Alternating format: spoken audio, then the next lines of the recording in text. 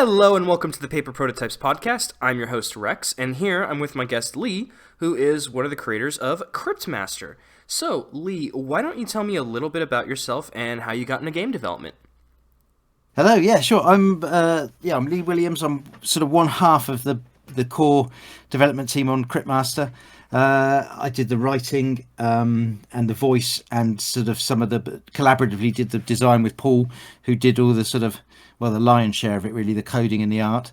I've been in game development for quite a few years now, just sort of as a sort of side thing for many years, and then about 4 years ago I went full time. I was a teacher previously, so I went full time as a game designer and writer about 4 years ago now. I've worked on lots of different things, mostly writing for different games in the past, bits for things like Fall Guys, Trackmania Turbo. I did all the story and lore and writing for Valheim, that's one of the sort of more well-known ones. And then most recently, Cryptmaster has been my big sort of passion project for Paul and I.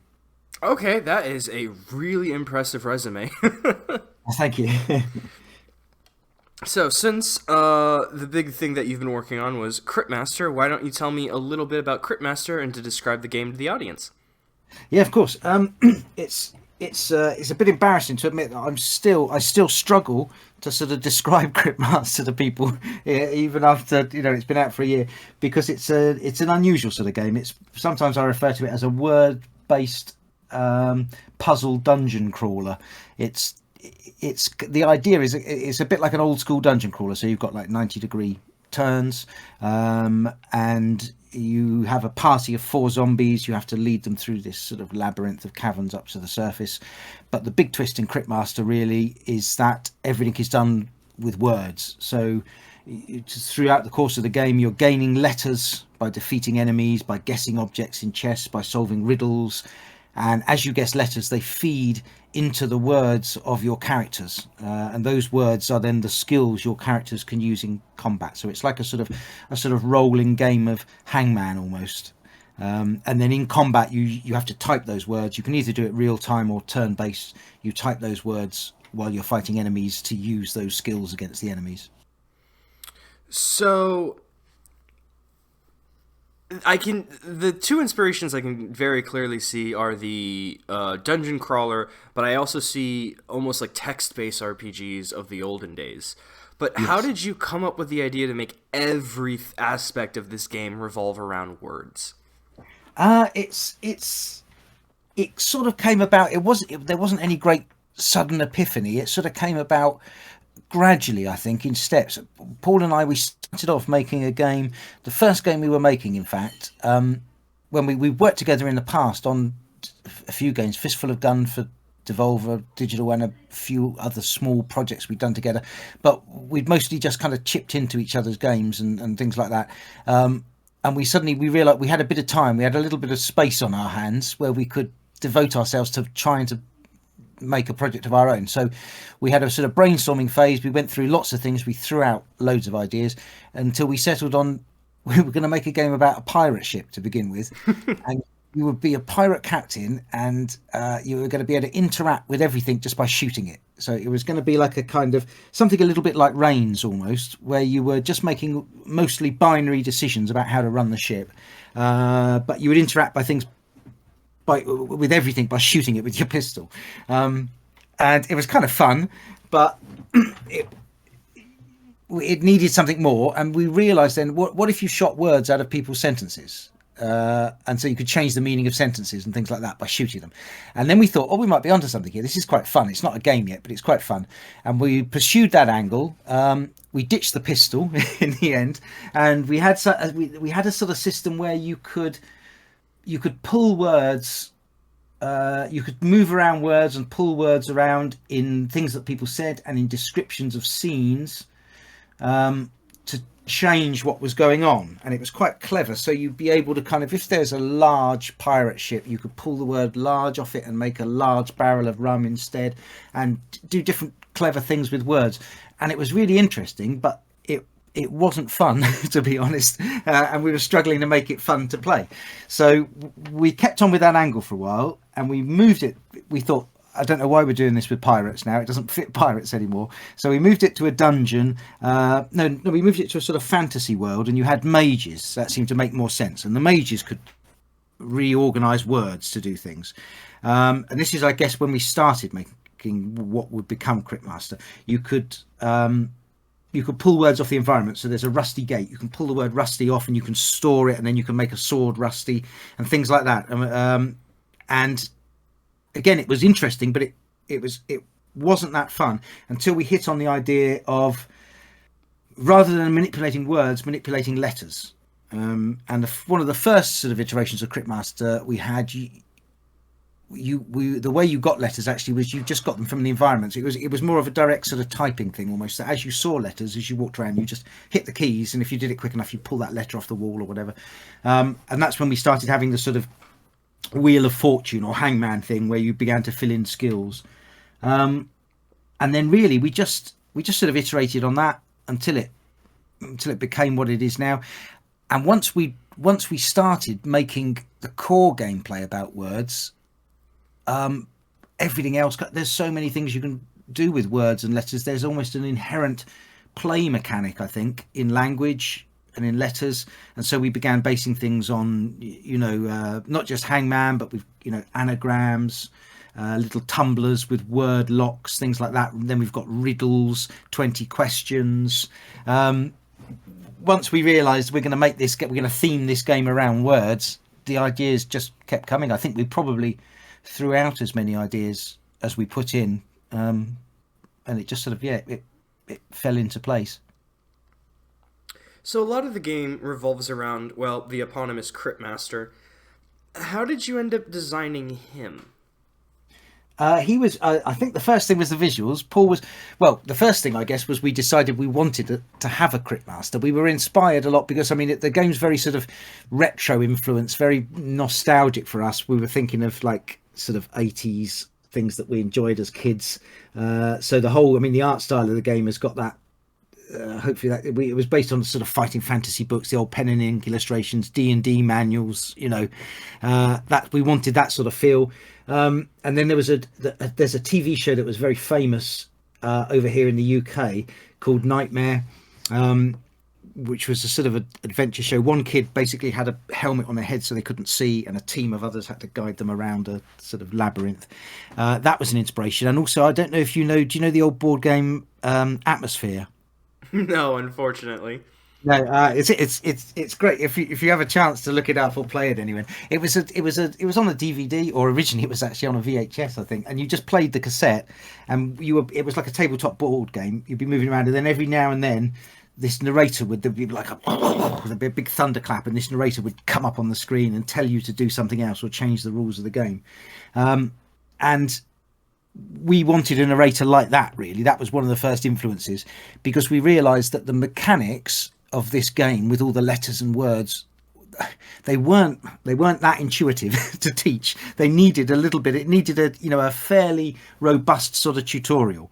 So we thought, well, we're going to need to tell players a lot of what's going on, and what will be more interesting than just tooltips all over the screen is going to be if we can have some sort of narrator, some sort of cheesy narrator who will just pop up and sort of deliver some of that. So that's, I guess, when we decided on the Cryptmaster. Then Paul did the art for him. He came up with that sort of ghoulish look, and I did the voice. Originally, my voice was just going to be placeholder for the Cryptmaster. But I must admit, I quite wanted to voice it myself. I've got a secret thespian side. so I put a little bit more effort into the placeholder voice than I normally would. And thankfully, Paul took the bait and said, all right, we'll stick with your voice then. And it turned out that was quite lucky, really, not because I did a great job of that, but because there are so many lines in it, and I don't know, we would never have been able to afford a professional voice actor for the number of lines and the sort of combinations, because a lot of his sentences are, I read a whole dictionary's worth of words so that he could just react to individual words you say. So it was useful that I was doing both the voice and the writing, because it meant I could, we could put a lot more detail into it than we would otherwise have been able to. Well, that was one of my questions is going to be, how on earth did you manage to think of all the reactions that the Cryptmaster would have? Because I have some of, I wrote down some of my favorites, but I think my favorite was you're stranded on an island and he makes you play I Spy, which also fantastic use of the wordplay gimmick throughout the game. So I'm like, maybe he's trying to get me to see rock, and he's like, paper, I've crushed you. I thought that was so funny. Yeah. Yeah, I mean, we had a lot of fun putting things like that in. You can ask him. I think if you ask him to dice, he'll give you a random number. I think, to be honest, we had a lot of time on our hands, or I had a lot of time on my hands. Paul was hard at work doing the tough stuff, doing all the coding and the art, and I was just kind of. It was lockdown as well. It was the first lockdown, I think, when we started developing a lot of this. So I was sort of sat at home without much to do, and I just recorded responses to all sorts of things, and we had a lot of friends play test it, and we sort of shopped it around at different events and things, so we could watch people playing it. And I used to have sheets and sheets of paper where I would just scribble down anything I saw people type that didn't yet have a response, and I thought, oh, people probably will type that. I would write it down, and then just put in a response for it. So yeah, you can play Marco Polo with him. You can do all sorts with him. Actually, there's still a load of things I don't think anybody's found yet. There's, as I say, I went a little bit overboard. I had a little bit of cabin fever, I think, stuck here just recording. I'm excited to go try play Marco Polo with him now. So, you took a lot of inspiration from the board game atmosphere, which you said had like almost like a cheesy vibe to it. Yes, yeah. So is that how you ended up coming up with like the overall tone for the game? Because the Cryptmaster, I mean, I've picked up that he's probably gonna, when we rise to the surface, turn everyone into undead thralls, yada yada yada. But he's very corny, and the music is very dopey and makes me feel like I'm playing Animal Crossing at moments. And the main healing is some guy going, "Sue." Sorry, I cannot do the voice. Anyway, no, that's me as well. That's that one. Yeah, no, it is. No, you're right, and I think that's something that surprised a lot of people. I think from the art style, a lot of people have thought, oh, it's going to be spooky. It's going to be, and it's sort of spooky in a hammy B movie sort of way. I think to begin with, we did toy with the idea of it was going to be darker, and it was going to be more of a, properly scary. But the wordplay mechanic itself is so inherently goofy that it just doesn't fit to take it too seriously, So we began to lean into the really playful side of it. And as you say, yeah, the Cryptmaster himself he's just a big sort of corny, hammy. But the other thing was, you see, we wanted the Cryptmaster to be he's quite what's the word? He's quite rude to the player, essentially, quite a lot through the game. And I was worried before the game release. I thought, are people going to like that? Is that actually going to annoy people? But people have all just got into the spirit of it. And I think what excuses him doing that is that he's like a figure of fun himself, really. He's quite dumb. He doesn't know what's going on. He's just sort of, he's just sort of winging it, and he's very petulant and not very bright, essentially, himself, and he gets the words wrong as well a lot of the time. So I think it worked to have that very cheesy sort of vibe to it. When people ask sometimes if are there horror elements, would it be suitable for kids and things, and I would say, yeah, it's not. There's no horror to it, really. As you say, sometimes it's quite cozy almost. You mentioned Animal Crossing. I think some people have, a comment we've had quite a lot is that it surprised people that it's sort of, it feels more cozy than scary, if anything.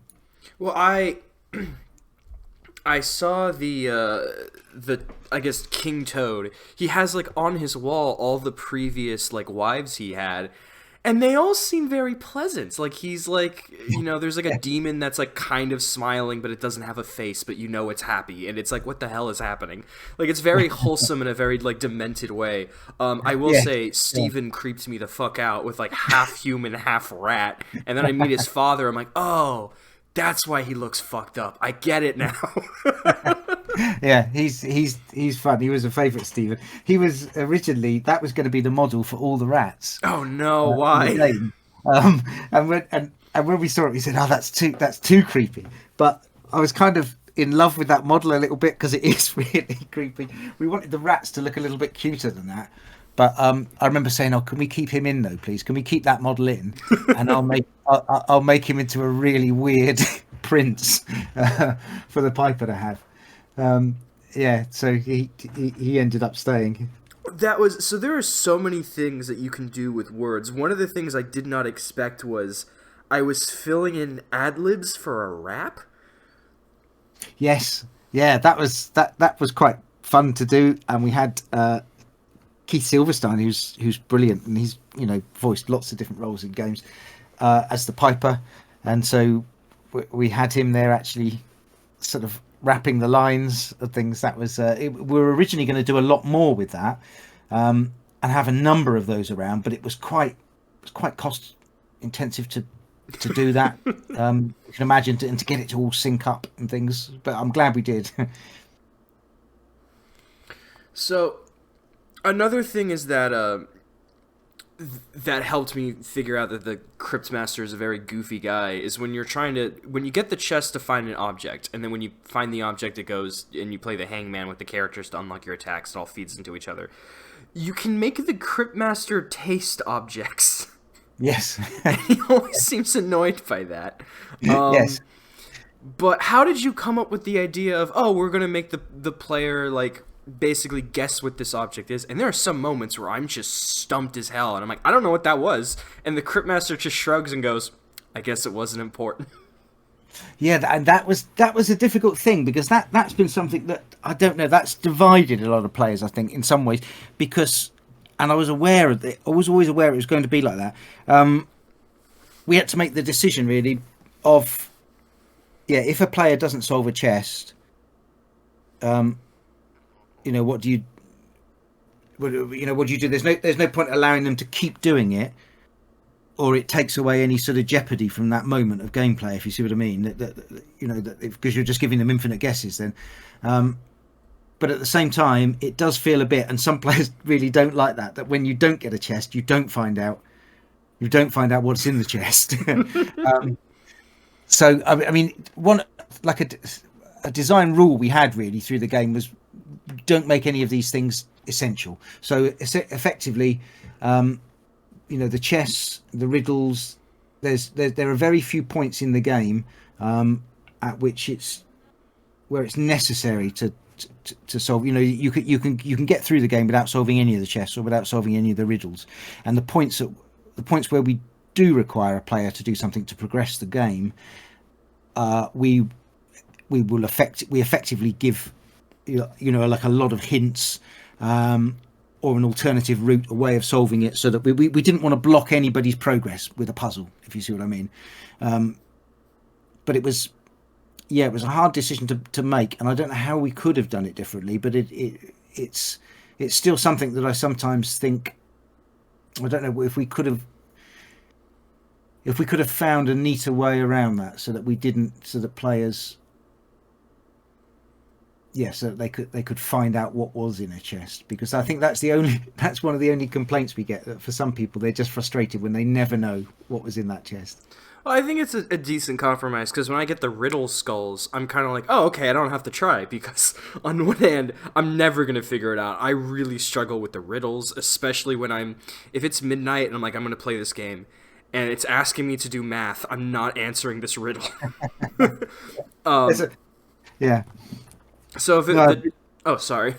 No, sorry. All I was going to say was that the riddles actually were quite a late addition, and they were just because we wanted some more letters. We needed after playtesting, we need some more ways for the players to get letters and to get souls to balance the game.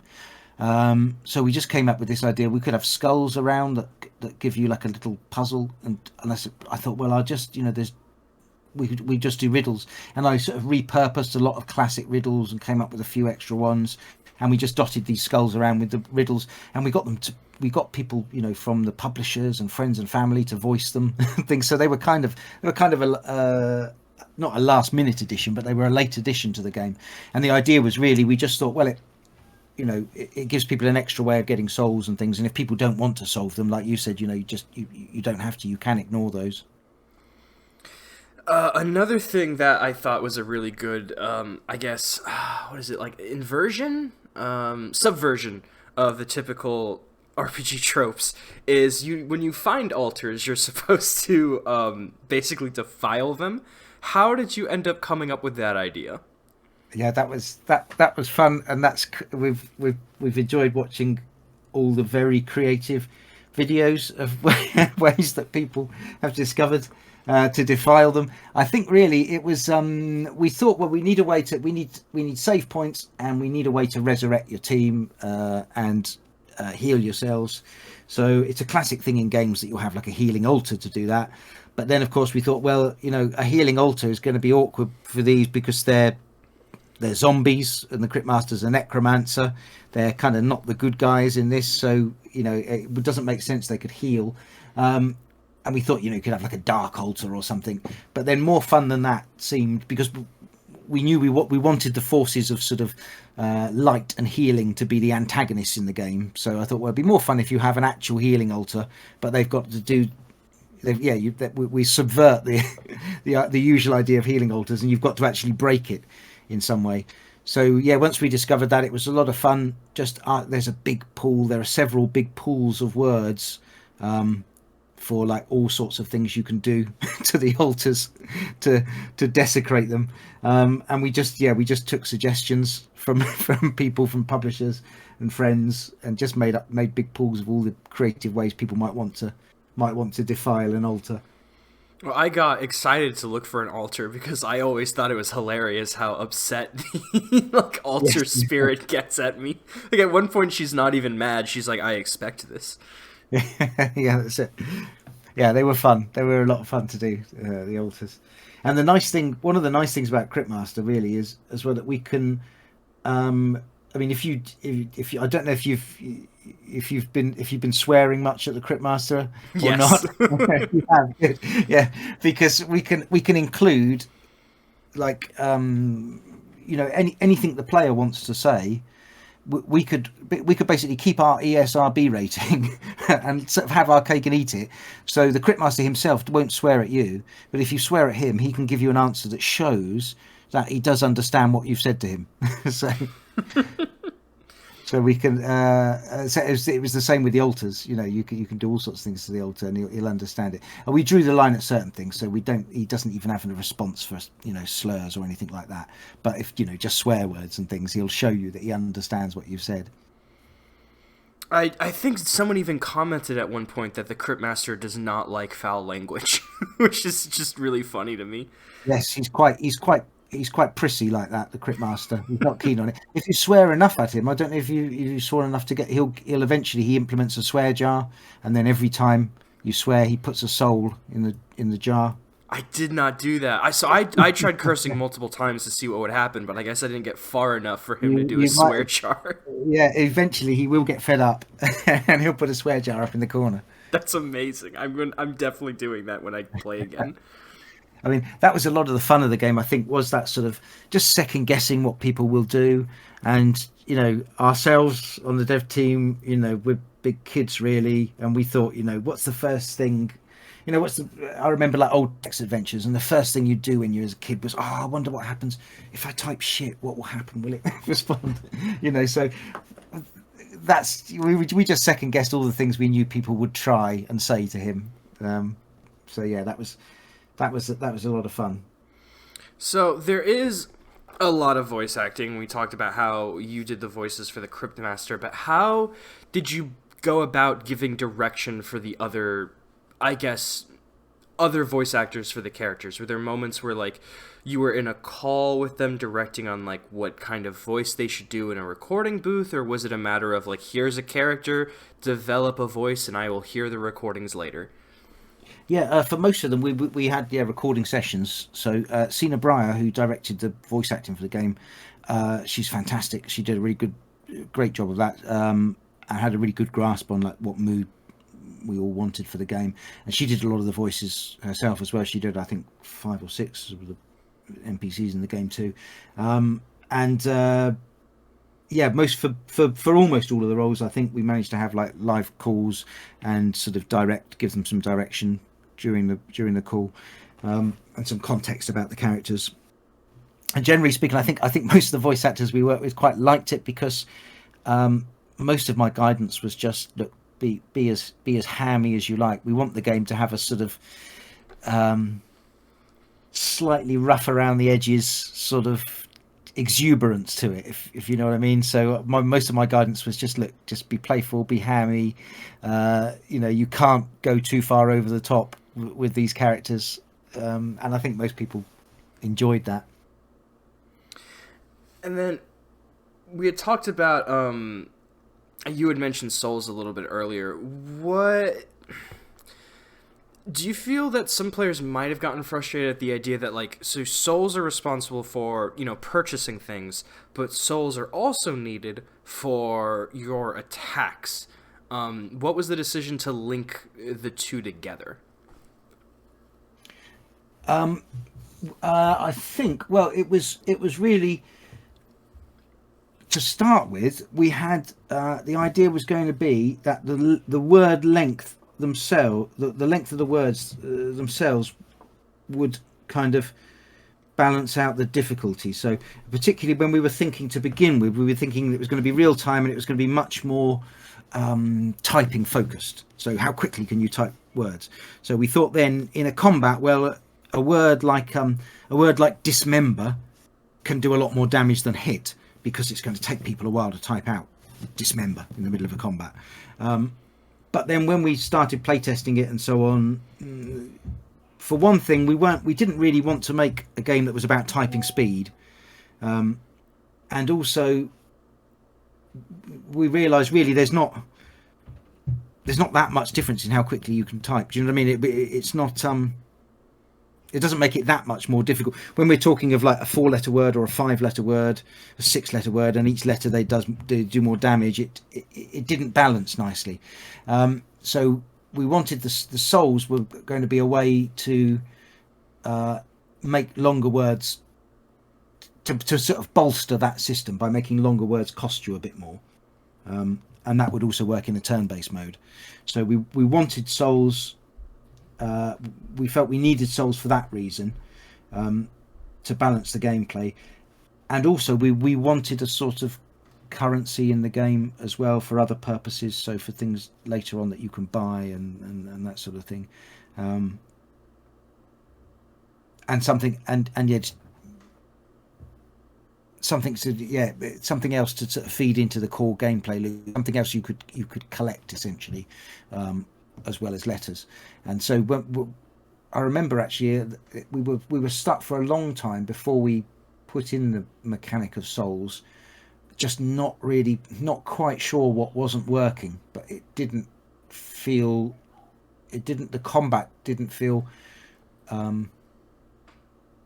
there wasn't the right balance of difficulty there, and I think the souls helped that a lot once we came up with that, once we realized it needed that extra element. And then is that when you started developing other things around, like catching bugs can feed souls? Did that get added before or after the idea of you wanting souls? That was after, I believe. So then we realized that, so we can souls, you can get souls from enemies, so each letter in their name gives you a soul, and you can get them from bugs and fish, and also that solved another problem we were having at that time, which was it just helped bring the environment to life a little bit once you had those bugs on the walls. So as you were walking around, there were all these little, because it's almost sort of it's easy. You can't fail to eat a bug in the game. All you do is when you see it, you just type its name. So it's almost like a little bit of busy work. But it just felt nicer having that in there. That as you're walking around, it seemed to bring it to life a little bit. It's just something. It's just something to do essentially. And in all games, you need a little bit of that. Some mechanics where it just helps the player to feel in control. So even in I've been playing Spider-Man 2 today, funnily enough. And even, you know, some of the button presses in that and things, they're not needed for when you're swinging around the city. You could let them hold down a button and just whiz through really fast, but you need that little bit of, you know, interaction, and the bugs seem to fill that purpose in Cryptmaster as well, that when you were walking around, it just gave you something else to interact with. So how would I put this? Potions grab letters from bugs, which just kind of just makes sense. So if you want to make a specific potion, you have to spell it out with what you've collected. And then collecting bugs also ties into the soul system. And then if you're missing a letter or two for unlocking an ability, you can try to get a specific letter from fishing. And there's, you know, tons of little stuff in the game that feed into each other. My question is, how did you decide when you wanted to add a system in, like let's say fishing, and you wanted to base it around letters and not make it just feel gimmicky? Yeah, I think that was it was a sort of iterative process, because the fishing to start with, I think the fishing was just like the bugs to start with. You just type the name, you saw a fish, you just typed its name and you yank it. And Paul came up with a much nicer system of fishing where you go through its name with the rod to try and hook the letter you want. And that, yeah, but I think part of that was the fishing did feel gimmicky actually in the first few instances. I think we had just something like a timed button press, almost like in Hades, to catch the fish, something like that. And it did feel like busy work, really, like just sort of that just feels a bit gimmicky and it's not really feeding into anything.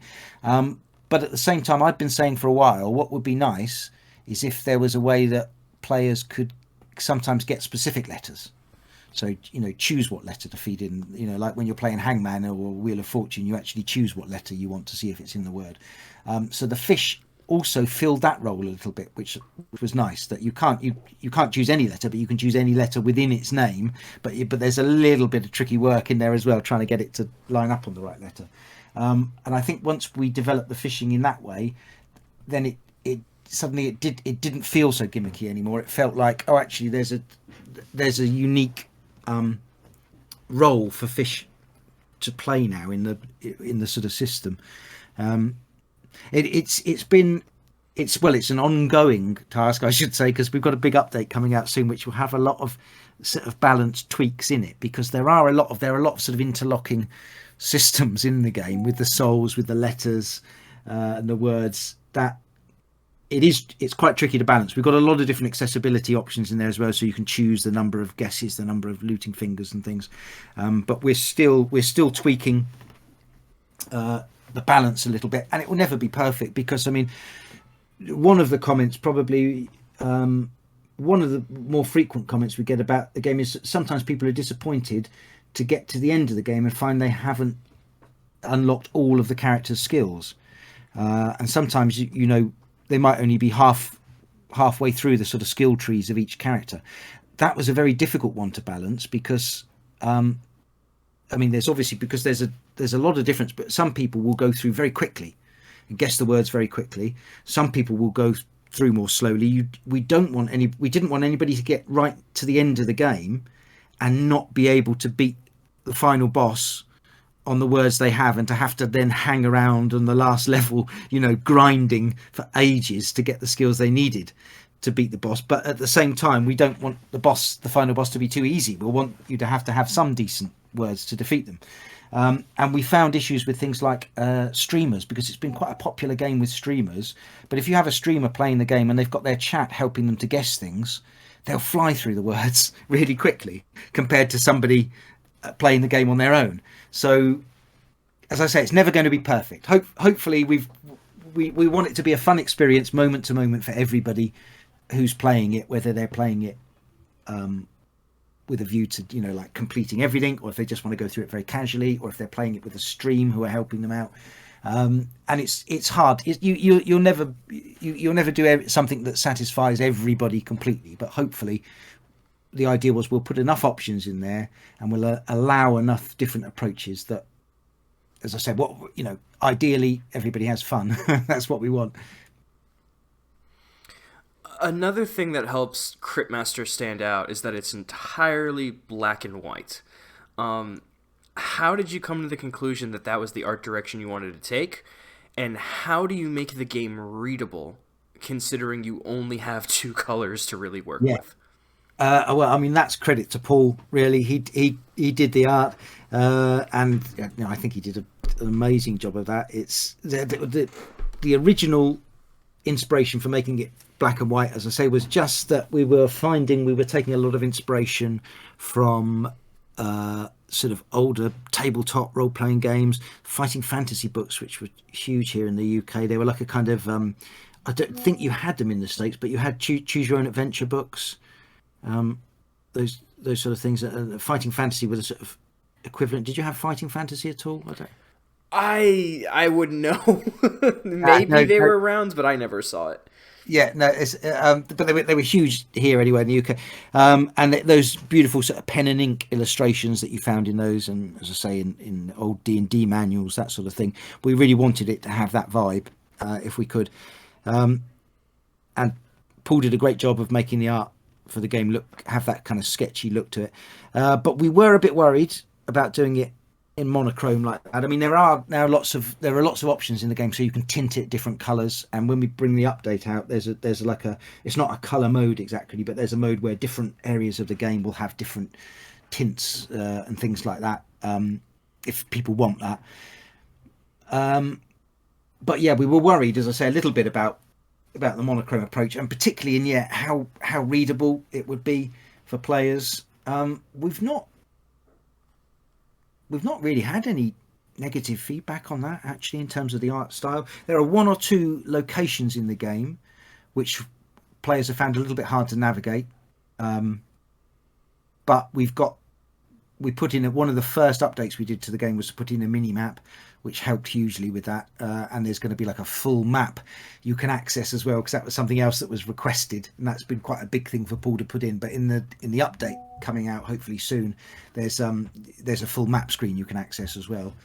But generally, I think in terms of sort of readability, it's I mean, it would be a question for Paul, unfortunately, not me, as to how he managed to do that. But it seems to have been very successful. Yeah, it's.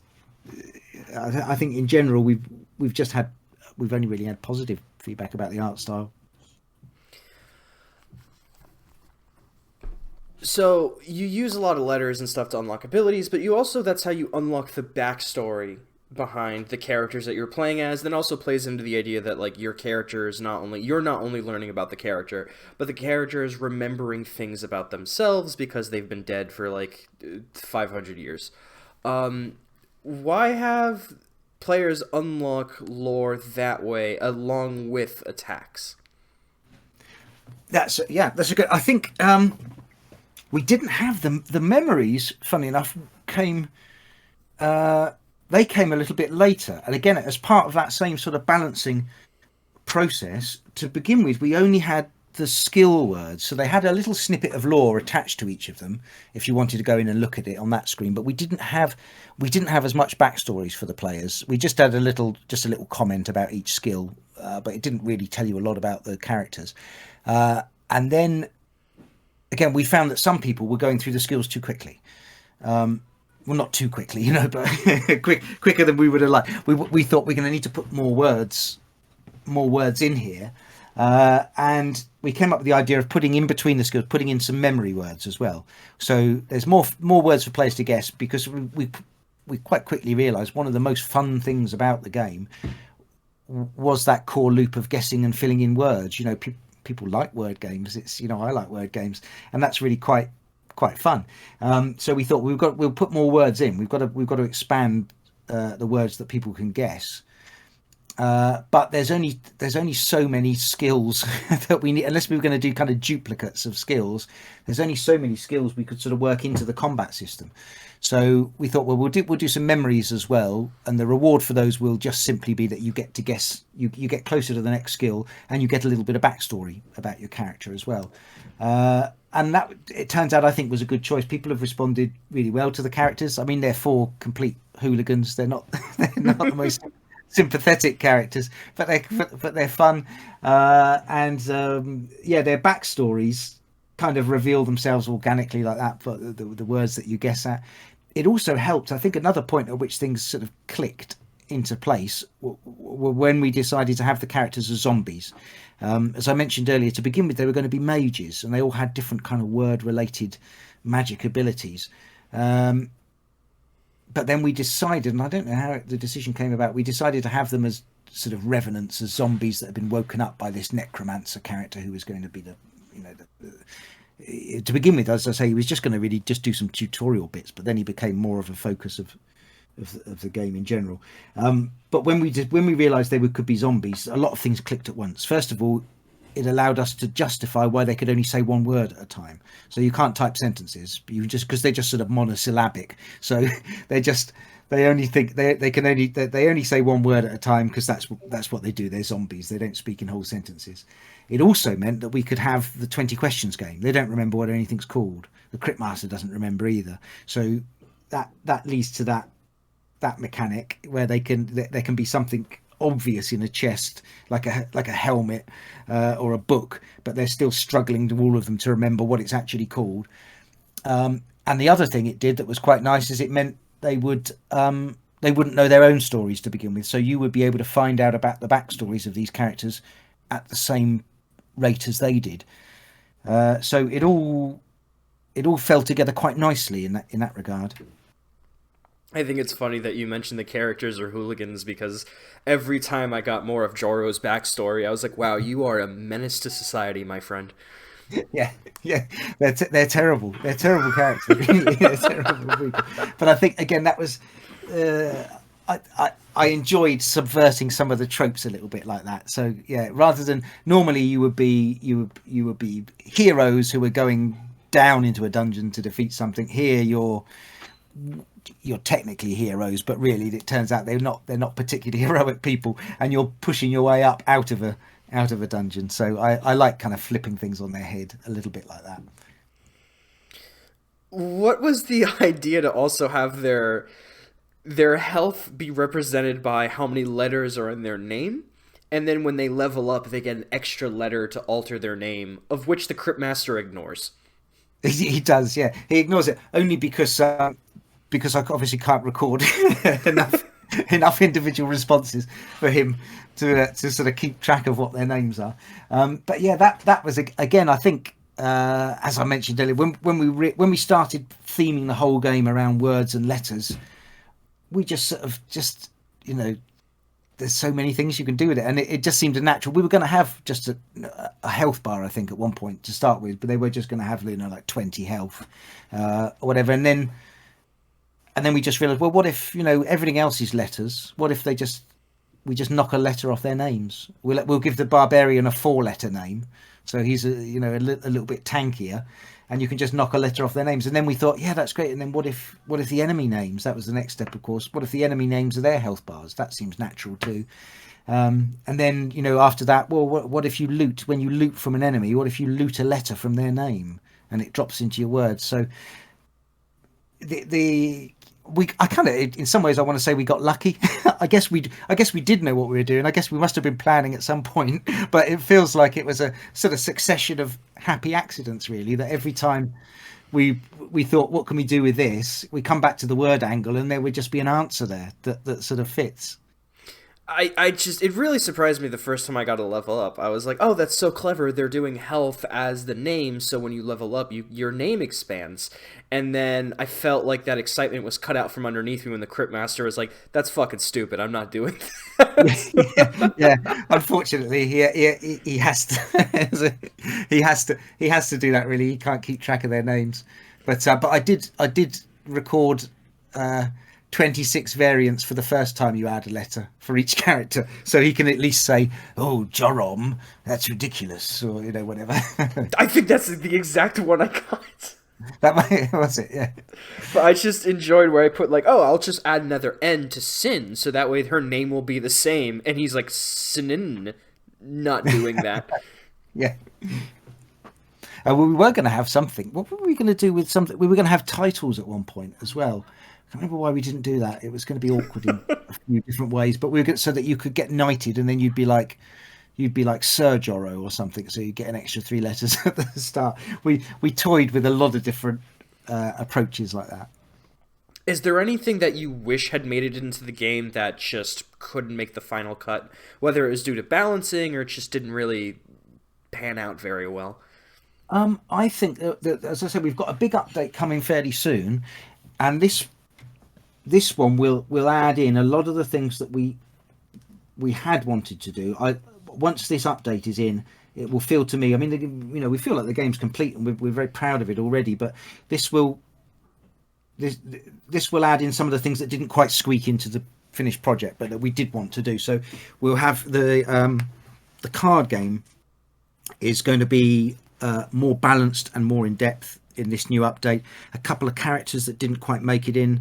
There's a highwayman character who's going to sneak his way into this final update. Also, the later levels of the game were a little bit sparse. We always knew that. We'd wanted to do a couple more things with the downward area right near the end of the game, which we've been able to do now. So there's a tavern in there and a few more interesting things. So I think when this update launches, which, as I say, we're just working on at the moment, we'll be into sort of play testing it soon, and then hopefully it won't be long before it's released. That will kind of, that I think then we'll be able to say, right, that's exactly what we wanted. That's got everything in it. Then it's sort of all the features that we'd wanted in the game. I can't think of it. I honestly can't think of anything that, obviously you can always look at a game when we could expand it forever with new things and new ideas, but I can't think of anything that there's nothing that I really regret didn't get into the game, if you see what I mean. That's fair. Speaking of whatever, how on earth did you decide, with all of the amount of content that this game has, that you wanted to add a collectible card game mini-game on top of the already quite large game? That was crazy. I don't know why we did. I don't know why we did that now, with hindsight. I'm glad we did, but I don't know why we thought. I think we had a conversation early on in which we said, if it's an RPG, it seems to have turned into an RPG. If it's an RPG, we should have fishing and cards in there. And we just sort of said that as a joke more than anything, but then we did actually put them in. I think actually one of the reasons for the card game was, again, it was a sense that we didn't have, in certain areas of the game, we didn't have quite enough going on, particularly in terms of rewards. There were lots of little puzzles and things in the game, and sometimes you just felt there were lots of side puzzles. You see, there were lots of side little puzzles we wanted to do. There's lots of Easter eggs in the game, because it is, there's lots of riddles and lots of little clever things you can type in a certain spot, and it felt there should be some reward. There should be more of a reward for these things than just giving you souls. You just get a load of extra souls, or you just get a bunch of extra letters. So we started thinking, well, it would be nice to have some collectible cards.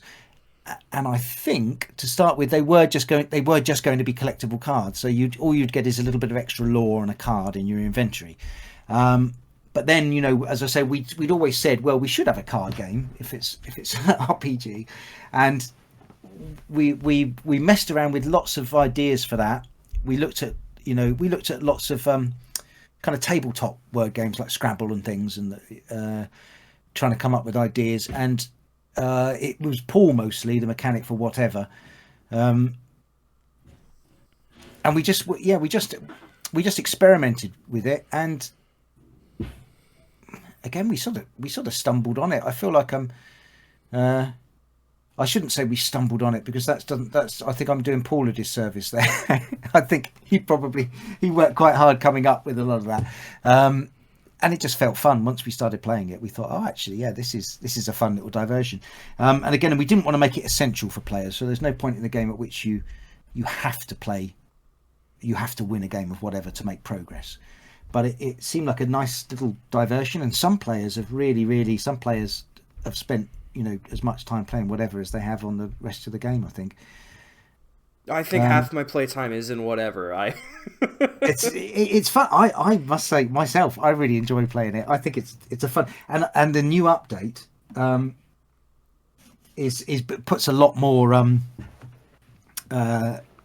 adds some additional rules, and there are lots more cards you can get. We've got like collectible sets of cards, so if you have that have a synergy amongst themselves, so if you have holy cards in your hand, they'll do a little bit of extra damage for every other holy card that's in your hand at the same time, that sort of thing. So there's a little bit more, it adds a bit more to the collection and the sort of deck building aspect of it. And we've got a few mechanics in there that take a little bit away from the sort of RNG. So at the start of the game, you've got one chance to redraw your hand or redraw your letter line, those sort of things. So I think we've been surprised by like how much people have enjoyed it and how effective it has been, the card game. So we went back to it, and Paul has tweaked it a lot, and it's even more enjoyable, I think, now. So hopefully once the update comes out, you'll see we've added a lot there. And there's a tournament now you can play. If you go to the tavern now, you can play tournaments of whatever against people, things like that. I think if you ported whatever to mobile, I will buy that in a heartbeat. Oh, thank you. Yeah, we wondered about that at one point. Anyway, you never know. It might still be something we'd like to do, about whether we could kind of do a standalone whatever game, because it is, as I said, it is fun. I enjoy playing whatever.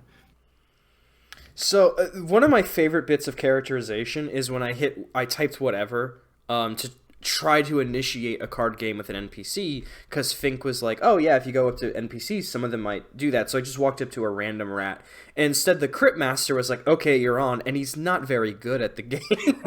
No, he's terrible. I think he's one of the easiest opponents in the game. He thinks he's great, like most things with the Cryptmaster. He thinks he's great and he's all powerful, and he's very, very clever and cunning, but really he's not. He's a big goofball. He doesn't really know what he's doing. But the best opponents at whatever, I think, are, I'm not sure how far you've got, are Ulara, the Countess, and Orthos, who's the magician you meet later in the game. But the Cryptmaster's not great, no. The hardest was just Gago, simply because he got like multiple G's and O's in a row and had multiple cards. So I was just like, oh, 15 damage in one go. Thank you, Gago. Yeah, sometimes it's yeah. If the cards come out the wrong way or the right way, it makes a big difference. The one thing that blew me away with whatever is you can just add whatever cards you want. And I was like, oh, okay, so I guess I should start with when I first got told that I could play whatever. I was like, oh, it's just a little gimmick game that I'll just like hit a couple buttons and win. And I'm like, this is actually very in-depth. And then I found out you can collect more cards and you can build your own synergies. So I want to build cards that give me more wild letters, so I could try to find the ones that I'm specifically looking for, and then build a set around certain letters. So I have like 5 P's that all click at once. And so now there's like build combinations for the different cards just around the letters, which I just think is so clever and brilliant. I love whatever. It's so fun. Oh, thank you. Yeah, I mean, as I say, we've doubled down on that in the next update as well. So there's all kinds of into that sort of synergistic aspect of it, so where you can build like very specific hands around certain letters and certain cards. So, I think I did want to end on whatever. So I think that's all the questions that I really have. Other than, I guess, is there any particularly like, was there an interesting iteration? Because I know early on was a pirate game. Is there any other things that this game initially was supposed to have that would like maybe surprise people? Let me think.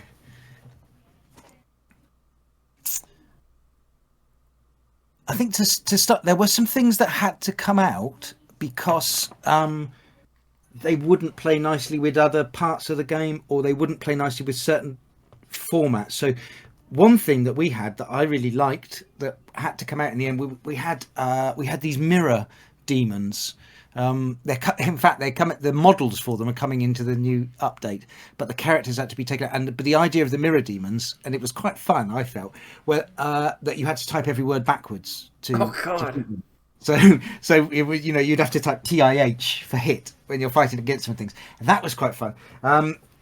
When that fell down were the voice control for one thing, because you can't expect the voice control to recognise when people are saying a word backwards. So that came out, and for a couple of other reasons, well, turn-based and things it didn't play nicely with. So there were a few mechanics like that had to come out, which it was a shame to lose them, but for one reason or another they had to come out. Early on in the game as well, we had at one point a lot of skills that did weird things like mix up. We had a lot more skills that were targeted at specific letters in enemy names, and skills that would mix up enemy names and things like that.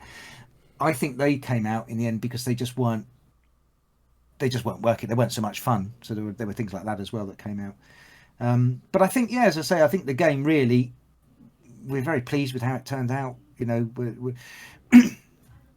There's not anything we would have done differently, I don't think. There are still some things that we think, as I was saying with the chess, with the fact that you have to kind of let players go without knowing the answer to certain things, that I still think, could there have been a solution to that? But then there's not really anything that I regret or that we would go back and change. So, I guess this is towards the end of the podcast where I ask my guests, is there anything that you want to shout out, or any links that you want people to check out? It could be anything from like a personal channel to the Discord for the game, or I had one gentleman shout out a local pizza place. I think there's no good pizza places near here, unfortunately, where I am. It's quite quiet bit of England. I think we'd love people to follow us on. We're on Bluesky and on X still as the Cryptmaster accounts, and we tend to announce things there. So that's probably the best places to follow us. As I say, we've got an update coming out soon, and we're working on our next game as well, which we're really excited about, and we've not really spoken about yet, but we'll be hopefully announcing that very soon as well. Alrighty, so those links will be in the description down below, including my Linktree, which has the links to my Twitter and Bluesky if you'd like to reach out to me. In the Linktree, there is also a Ko-Fi. Any donations help the podcast grow and keep on going, and I think that's about it. So Lee, is there anything you want to sound off as a goodbye as the Cryptmaster himself? As the Cryptmaster himself, let me see. All right, I've got to channel him. I have to sort of channel him in. I think I'd just like to say thank you very much for having me on this pod thingy. It's been a sort of pleasure. Thank you. Much appreciated. Goodbye, everyone. Very welcome. Thank you for having me. Take